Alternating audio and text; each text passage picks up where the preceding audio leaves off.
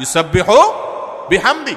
দুনিয়াতে এমন কোনো শাই নাই, এমন কোনো জিনিস নাই যে আল্লাহ তাআলা তাসবিহ পাঠ করে না, নিবেদন করে না। এখন আপনি যদি তাসবিহ পাঠ করা মানে যদি বলেন কই গাছে তো সুবহানাল্লাহ বলে না, কই মাছে তো সুবহানাল্লাহ বলতে আমি শুনি না, তাহলে এটা আপনার বোকামি হবে। সে তার ভাষায়, আল্লাহ রাব্বুল আলামিন জানেন যে কিভাবে সে তাসবিহ নিবেদন করে। ঠিক একইভাবে এই সূর্য আল্লাহ তাআলার কাছে সেজদা নিবেদন করে। শুধু তাই নয়, হাদিসে আসছে আল্লাহর কাছ থেকে অনুমতি প্রার্থনা করে যে এক প্রান্ত থেকে আমি অপর প্রান্তে যাচ্ছি, এখন যাবো কিনা। তো আল্লাহ তাআলা যদি বলেন তাহলে সে ঘুরতে থাকে। আবার এক প্রান্ত ঘোরার শেষ করার পর আবার অনুমতি চায়, আল্লাহ তাআলা আবার অনুমতি দেন। কিয়ামত যেদিন হবে সেদিন আল্লাহ তাআলা তাকে বলবেন না, তুমি আর পদক্ষেপ করার অনুমতি নাই, এবং সেদিন কিয়ামত হবে। এই জন্য পশ্চিম দিক থেকে সেদিন সূর্য উদিত হবে, পাল্টা উদিত হবে। এই জন্য আল্লাহ রাব্বুল আলামিনকে সেজদা কিভাবে সে নিবেদন করে তার এই পদক্ষিণ কর অবস্থার মধ্যেই সেটার কাইফিয়ত বা ধরন আল্লাহ তাআলা ভালো জানেন।